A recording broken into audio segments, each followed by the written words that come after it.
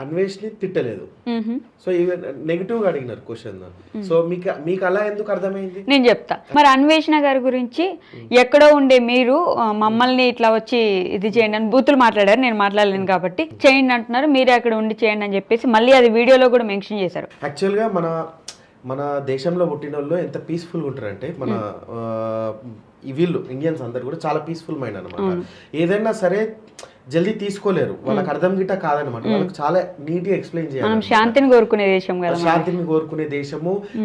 ఎదుట శత్రు దేశపోడు వచ్చి ఇట్లా పుల్లా పెట్టినా గానీ అవసరమైతే మనం కొట్టుకొని చేస్తాం కానీ వానే మనం అనమాట. అలాంటి దేశంలో మన పబ్లిక్ ఉన్నారు అనమాట. సో ఇక్కడ ఏంటంటే నాన్ వెజ్ ఇప్పుడు ప్రతి దేశానికి పోయినప్పుడు నాన్ వెజ్ గురించి పర్సనల్ గా చెప్పాలంటే మేము ఇద్దరం ఫ్రెండ్స్, వాట్సాప్ లో మాట్లాడుకుంటాము, ఏమున్నా షేర్ చేసుకుంటాము, ఏదైనా ఇన్ఫర్మేషన్ ఉంటే ఒకరికొకరు. ఇప్పుడు నాకు ఇంకో డౌట్ వచ్చింది, ఆయనే కావాలని మీతో ఏమైనా అట్లా చేయించుకున్నాడే ఏంటి? లేదు కదా. ఫ్రెండ్స్ అంటే మేము రెగ్యులర్ గా టచ్ లో ఉండము, ఏదైనా ఇన్ఫర్మేషన్ కావాల్సి వస్తేనే యూట్యూబ్ గురించి మాత్రమే ఫోన్ లో మాట్లాడతాం, లేకపోతే చాట్ చేసుకుంటాం, అంతే తప్పించి ఫ్రెండ్స్ అంటే ఇక రోజు స్కూల్ ఫ్రెండ్స్ అట్లా కాదు. ఈ ప్రాంక్ కి ఆయనకి ఎటువంటి సంబంధం అనేది లేదు. యాక్చువల్ గా ఈ విషయం అనేది నేను వ్యూవర్స్ కి చెప్దాం అనుకున్నాను. ఒక దేశానికి పోయి ఒక వ్యక్తి, ఇప్పుడు ఆయన ఎన్ఆర్ఐ కిందికి వస్తాడు, ఎందుకంటే మన దేశంలో 2 సంవత్సరాలు చెల్లేడు. యాక్చువల్ గా 90 days 180 days మన దేశంలో ఉండకపోతే అతను ఎన్ఆర్ఐ అనమాట.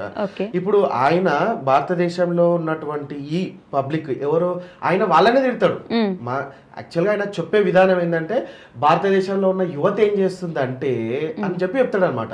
అయితే ఆ విషయాన్ని ఇప్పుడు కట్ చేసుకోవచ్చు కదా, మనం కంటెంట్ క్రియేటర్స్ ఎవరన్నా ట్రోలర్స్ కట్ చేసి పెట్టుకోవచ్చు కదా, గలీజ్ గా కూడా చేయొచ్చు కదా ఆయనను.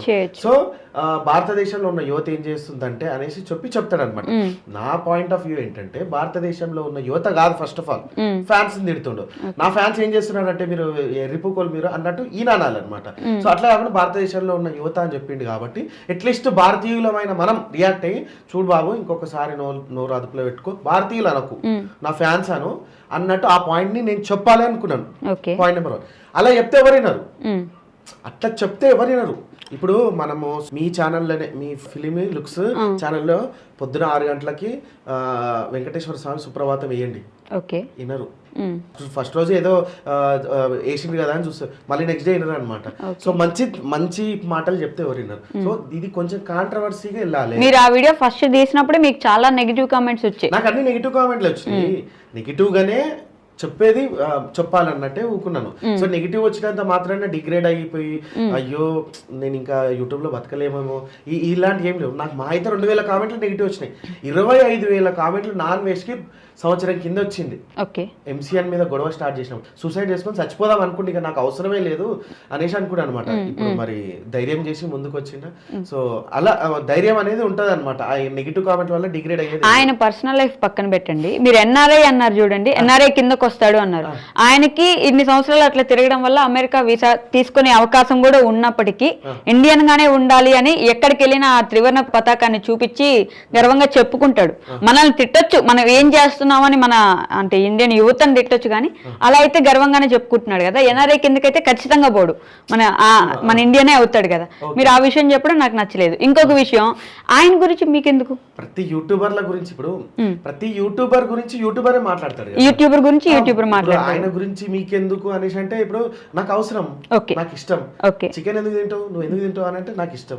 సో నా ఇష్టం, అది మీ ఇష్టం. ఓకే, ట్రోల్ చేయాలనుకున్నారు. ఓకే, మళ్ళీ ట్రోల్ చేసింది మీరే చేసి మిమ్మల్ని ఆయనే కొట్టించాడని ఒక వీడియో తీయడం ఎందుకు? నన్ను కొట్టించిందని నేను ఏదో చెప్పలేదు. ఫ్యాన్సే కొట్టిర్రు అని చెప్పిన, అన్వేషణ ఫ్యాన్స్ నన్ను కొట్టిర్రు అని చెప్పిన. నా అన్వేషణ ఫ్యాన్స్ అభాండం వేయలే, నేను నాన్ వేషనే కొట్టించిండు అని చెప్పలేదు. ఓకే, ఆయన ఫ్యాన్సే వచ్చి మిమ్మల్ని కొట్టారు అని చెప్పిన అనమాట. అది యాక్చువల్ గా ఇక్కడ పిల్లలందరూ కూడా వాళ్ళందరూ కూడా నాకన్నా ఒక 10 years చిన్నోళ్ళు ఉన్నారు, 2 అన్నలు నాకన్నా పెద్దోళ్ళు, 2 అన్నలు ఉన్నారు. వాళ్ళు కూడా కొంచెం చిన్న ఉన్నారు. బ్రహ్మానందంతో ఒక సీన్ ఉంటుంది, వెంకటేష్ వెళ్ళి ఇట్లా షర్ట్ ఇప్పేసి ఇట్లా కూర్చుంటాడు అంటే అది అని అంటాడు.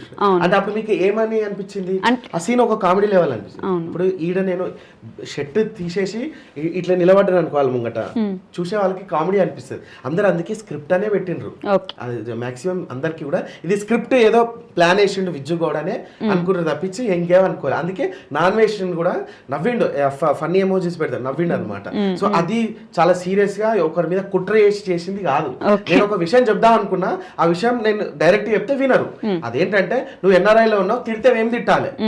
ఈ ఎడ్డోళ్ళు ఉన్నారు కదా, నిన్ను 80 పేజీలు క్రియేట్ చేసి నిన్ను పైకి లేవట్టి చూసినా, ఈ ఎడ్డోళ్లకు నువ్వుగా తిట్టేది మేము తిట్టాలంటే తిట్టినాను. ఓకే, ఇప్పుడు ఈ విషయాలను పక్కన పెట్టి మీ పర్సనల్ లైఫ్ గురించి మాట్లాడుకుందాం కాసేపు. అంటే యూట్యూబర్గా స్టార్ట్ అవ్వే ముందు ఏం చదువుకున్నారు, మీరు ఎక్కడి నుంచి వచ్చారు, యూట్యూబర్గా ఎలా స్టార్ట్ అయ్యారు అసలు? మా అమ్మ నాయనది వచ్చేసి అంటే భువనగిరి, మొత్తం తెలంగాణ పోరాడు మీరు? భువనగిరి, కానీ మేము పుట్టింది పెరిగింది మొత్తం ఇక్కడనే, హైదరాబాద్ లోనే. ఇప్పుడు ఇక మా డాడీ అయితే వచ్చి ఇక రూపాయి లేకుండా వచ్చి మిడిల్ క్లాస్ లైఫ్ మాది. నాదైతే ఓన్లీ 12th అయిపోయింది అంతే, అంటే ఇంటర్ సెకండ్ ఇయర్ అయిపోయింది. తర్వాత డిగ్రీ చేద్దాం అనుకున్నాను, కానీ కొన్ని ఇంట్లో ప్రాబ్లమ్స్ వల్ల మా డాడీకి యాక్చువల్గా చదివించే అంత ఉండే, కానీ మా మమ్మీకి హెల్త్ బాగాలేకపోతుండే అనమాట. తను పొద్దున్నే లేచి మాకు టిఫిన్స్ కట్టడం అలాంటి లేదు, ఆమెకి హెల్త్ బాగాలేదు, చనిపోయింది. ఆమె క్యాన్సర్ 2018లో చనిపోయింది అనమాట. సో ఇక ఆమె హెల్త్ ఇష్యూ వల్ల మేము చదువుకోకుండా షాప్స్ పెట్టుకున్నాం. అంటే ఏం చేసేవాళ్ళు నాన్నగారు? డాడీ బ్రెడ్ బండి నడిపెట్టాడు. ఓకే, మమ్మీ ఏమో హౌస్ వైఫ్, డాడీ బ్రెడ్ బండి నడిపెట్టాడు. ఇక మేము 2013లో షాప్ పెట్టుకున్నాం, మొబైల్ షాప్స్. ఎంతమంది మీరు పిల్లలు? నేను, మా అన్న. ఓకే, నాకన్నా మా అన్న ఒక 2 years పెద్ద అనమాట. మేమిద్దరం కూడా షాప్స్ చూసుకునేటోళ్ళం. అయితే ఇప్పుడు ఈ యూట్యూబ్ లోకి నేను ఎట్లా వచ్చిన అంటే, యాక్చువల్ గా నాకు అసలు యూట్యూబ్ గురించి తెలియదు, ఇన్స్టాగ్రామ్ గురించి తెలియదు, ఏం తెలియదు. ఈ టిక్ టాక్ అనే ఒక వింత ప్రపంచం ఉంది కదా. కోవిడ్ వచ్చినప్పుడు హాలిడేస్ అనేసి ఇచ్చిండ్రు కదా, మొత్తం ఆల్ ఓవర్ ఇండియా హాలిడేస్ వచ్చినాయి. ఆ హాలిడేస్ లో షాప్స్ ఒక టైం టు టైమే ఓపెన్ చేయాలి, 8 o'clock to 11 తర్వాత బంధనం. ఈ 8 o'clock to 11 కూడా ఎవరు గిరాకీ వచ్చేటోళ్ళు కాదు, బయటకు మాస్కులు పెట్టుకొని రావాలి, అంత కండిషన్ ఉంటుంది. షాప్ లో ఖాళీగా ఉంటున్నా అనేసి కొన్ని వీడియోలు చూస్తూ ఉండేది, ఇట్లా ఇట్లా ఇలా చూస్తుండే, అలవాటే కదా. సో అప్పటికి ఇన్స్టాగ్రామ్ లో రీల్స్ అనేవి రాలేదు, టిక్టాక్ పోయిన తర్వాత అట్లా చూస్తే కొంచెం అదేదో తేడా తేడా తేడా కనబడుతుంది, అందరు మస్తు లైక్లు ఉన్నాయి, ఏంది అనేసి ఇక కోపం వచ్చింది అనమాట. నేను మనుషుల ముందు ఇంట్రోవర్ట్ని, కెమెరా ముందు ఎక్స్ట్రోవర్ట్ని అనమాట. నేను పర్ఫార్మెన్స్ ఇక కెమెరా ముందు ఇవ్వాలంటే ఇచ్చేసేస్తా. అయితే ఈడే ఫస్ట్ చెప్పాలంటే ఫేస్బుక్ స్టార్ గాడే అన్ని వింత వింత వీడియోలు తీస్తున్నాయి అనమాట. ఆడ కింద చూస్తేనేమో ఆప్షన్లు చూసిన, ఏముంది ఇంకేమైనా కామెంట్ చేయొచ్చా అని చూస్తే ఆడ ఒక స్టిచ్ ఆప్షన్ ఉంది. స్టిచ్ ఆప్షన్ కొడితే వాళ్ళకి ఒక 60 seconds లో 30 seconds కట్ అయితే 30 seconds నాకు ఆప్షన్ ఇచ్చింది. ఏంట్రా వారు ఇట్లా చేస్తున్నావు, ఏమరా అంత గమ్మతి చేస్తున్నావు, సిగ్గుందారా నీకు అని అడిగినాను. అది నెక్స్ట్ డేనే నాకు 500 followers కూడా లేకుండా నెక్స్ట్ డేనే 7,000 మంది ఫాలోవర్స్, 1000 కామెంట్లు. బాగుంది అంటే ఒక 10 వీడియోలు చేసినాను. ఇక అనేసరికి అరే ఇదేదో బాగానే ఉంది కదా, నాకు కూడా ఫాలోయింగ్ జరుగుతుంది అంటే 15 days లో ఒక 66K అట్లా వచ్చిండ్రు. తర్వాత టిక్ టాక్ అనేది పోయింది అనమాట. దాని త్రూ ఇన్స్టాగ్రామ్ లోకి రమ్మంటే ఇన్స్టాగ్రామ్ లోకి వస్తే అది కూడా కొంచెం బాగానే ఫేమ్ అయింది. ఇక ఆ తర్వాత యూట్యూబ్ లో కంటెంట్ క్రియేట్ చేయొచ్చు కదా, మీరు మీ స్లాంగ్ బాగుంది, ఇంటర్వ్యూస్ ఏమైనా చేయొచ్చు కదా అంటే వీళ్ళనే పిలిచి, మళ్ళీ నేను ఎవరినైతే ట్రోల్ చేసినో వాళ్ళనే పీస్ఫుల్ గా పిలిచి కూర్చోబెట్టి మీకు ఏమైనా సిగ్గు అదే విషయాలు ఇక్కడ అడిగినాను అనమాట.